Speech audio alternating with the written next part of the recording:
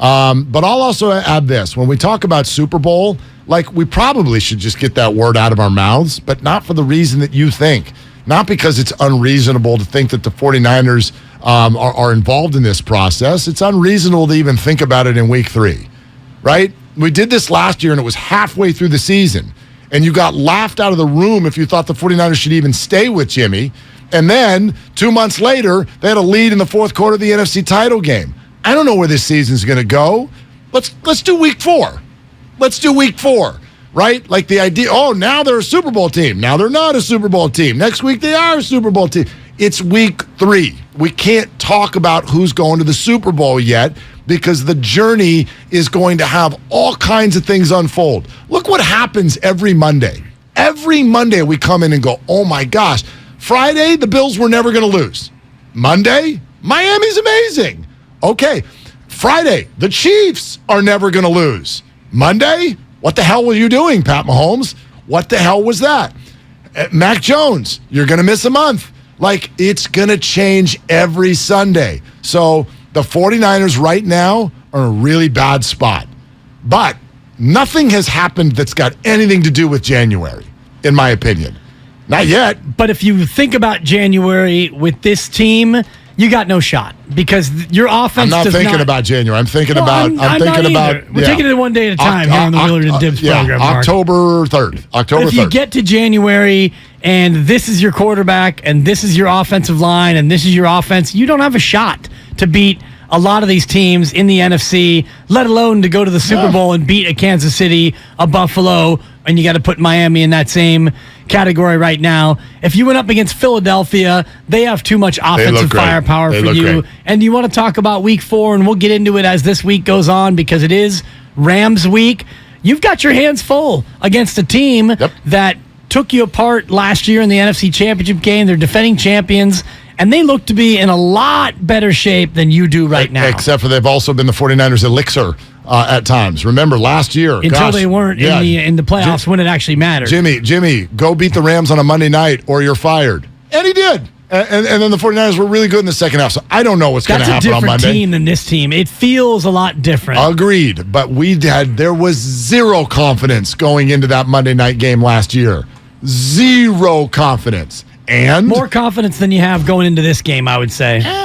I'll buy that, but it's close. Have you checked the number, by the way? I have not.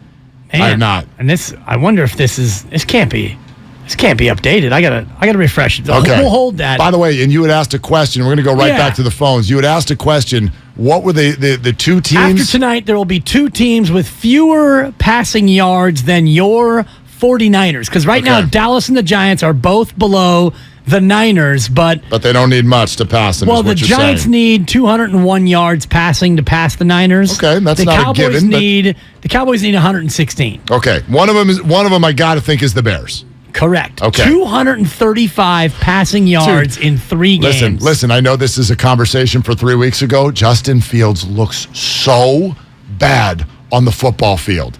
He looks so... Did you watch any? I don't know why you would, but Red Zone channel at least. I watched it all. Bears, Texans. Good Lord. But he's bad. He's bad at throwing it. But you know what, Mark? At least he's exciting. He's running around. Is he? Yeah. I mean, he's got... Yeah, he makes he's plays athletic. With his legs, he's athletic. And he's at least... I don't find Bear games exciting. I don't find Jimmy 49ers G either. do the 1-2 step out of the back of the end zone. Right. Good God. No, that's brutal Throw too. into triple coverage. Underthrow guys. Justin Fields, at least, it's like, this guy's doing stuff. I know. Well, I meant it more through the prism of like Justin versus Trey, which was a conversation 18 months ago. Right. Like, there is zero Justin Fields jealousy. None, zero, period. Like, no. If you redraft, I would take Trey over Justin Fields again and again and again Justin and again. Fields goes undrafted. God, he looks so bad. Okay. Who's the other team? Who's had fewer passing yards than the 49ers other than the Bears? And forget the Cowboys and Giants. Late, Spinoni. It's got to be... I